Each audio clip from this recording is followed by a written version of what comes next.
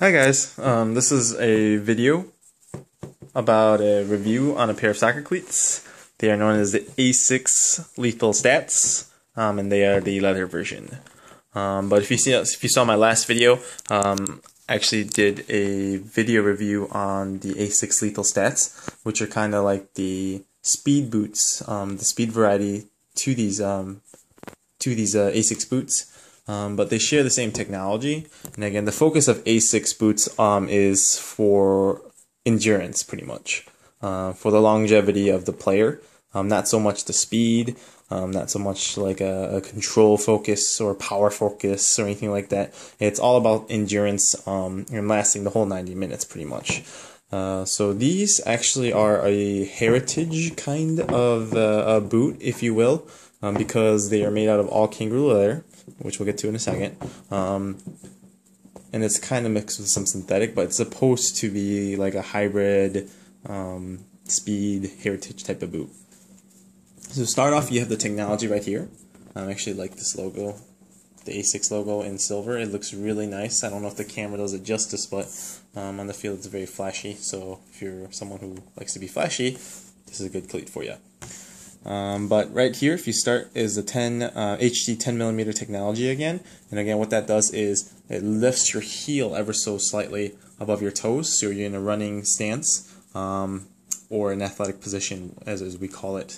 The midfoot has the sole light, which is part of the 10mm, but again, what this does is it absorbs impact as you're running, and also reduces strain on your arches. It also helps with the durability of the shoe, is so what they claim. We'll see about that. But the upper is made out of kangaroo and synthetic. So right here you have the kangaroo leather right here, which is super soft. They're not really soft out of the box, so you do have to break them in. I usually break shoes in by just wiping a little bit of baby oil on it. Works really well. The water technique, I don't know if that works that well for you guys, but I always found that baby oil does better than water, leather food, etc. Baby oil is the best way to break these in. Just wipe it slightly, ever so slightly. But on the outside, you have this thing called the rhino skin. I'm not sure if I'm a big fan of it, to be honest. The rhino skin, the purpose of it is to increase the durability of the boot, so you can keep it for a long time. But it's for people who have slightly wider feet, I kind of need that area to kind of break in for my pinky toe, and that doesn't really budge at all. I mean, it does live up to its name. It is rhino skin, and it doesn't break in very well. So if you have wide feet, maybe not the best cleat to get. However, it's stretched just enough for me to get a pretty good feel out of it. I still do prefer the Lethal Stats better, and that's my other cleats I reviewed. But this is also very interesting. You have this suede liner here. Not like the Lethal Stats where it holds you tight. This one's kind of a more loose setting, so if you have bigger ankles or bigger heels, this one would actually work quite better for you. But on the tongue is the most interesting part about the boot, because if I move this aside, sorry, I'm doing this with one hand here, but if you move this aside, you see that, right?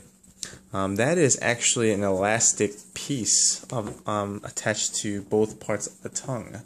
So when you put this boot on, actually, you put your foot in and it's snug. The elastic pulls it down to your feet, and it's just snug. So out of a leather boot, it's just kind of not what I expected, but it's a pleasant surprise, because like, let's say you have the Tiempos or the Copa Mundials. To get them tight, you'd have to really pull these, and eventually these things get lace bite. Well, you don't really have to pull them tight with these because you have that elastic band there, and it gives you a better one-on-one feeling when you're running or dribbling, which is something I liked a lot. You have the heel counter there. It's a partial heel counter, so it doesn't really protect the inside. It's more for the outside. But I guess if someone's going to kick you on the inside here, they really don't like you. So, well, then you have other problems. But if you see the stud pattern, I don't know what this is. It's kind of like a mesh material. All it does is get dirty for me. I didn't really like it. But if you see the stud configuration, it's unique. It's not like a CTR, it's not like a regular conical stud pattern. It's kind of both. So you have these right here, these 3 mini ones. See how this one goes in a little bit? It has a big advantage when you're twisting or turning, or if you're on your toes a lot. But otherwise, pretty common studs, if you will. They're a little longer though, so you can actually use these on wet surface as well as natural surfaces. I probably wouldn't use them in turf, just because of how long they are, but again, that's to your discretion. Really good leather boot though. I was pretty impressed. My first pair were the Lethal Stats. The Lethal Flash, and I liked those a lot. So I ended up picking up this pair, which also wasn't too bad. Again, the kangaroo leather is just amazing on these. It lives right up to that Tiempo / Copa Mundial leather. So I was very happy with it. Again, the cons to this boot is what I'll start. The cons are the rhino skin. If you have wider feet, it doesn't break in very nicely. And then the heel liner doesn't really wrap your ankles. But if you're not like the player who needs to get off fast bursts, if you're more like the maestroso, you kind of pass the ball around, you do your own thing, you really don't need all that. The pros are like the elastic band right here, where it holds your feet really tight and you can get that really nice feel on the ball / one-on-one feeling when you're moving with the cleats, instead of a traditional leather cleat where you kind of have that movement inside the shoe. This one doesn't give you that. This one gives you a one-on-one contact every single time. That's a good thing. The kangaroo leather is amazing on this one for touches, and then also the stud pattern is almost... I've never slipped in these, and I've used these for a season as well, but haven't slipped, and hopefully it stays that way.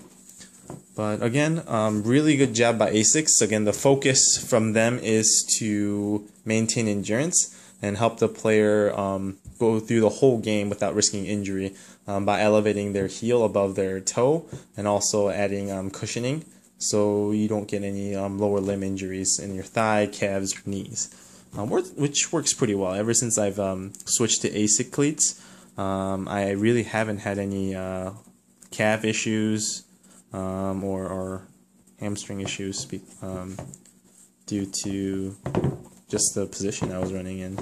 But otherwise, really good shoe. I would recommend these as well.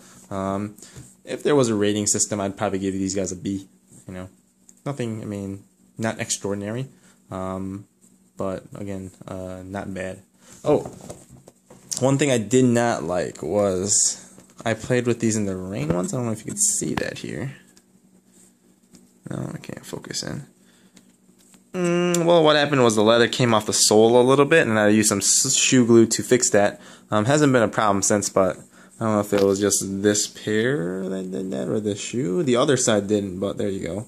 I kind of used shoe glue to fix it, but not a big deal. But for those of you people who are very skeptic about that, you might want to consider that. Good cleat though. I'd recommend them. Again, B.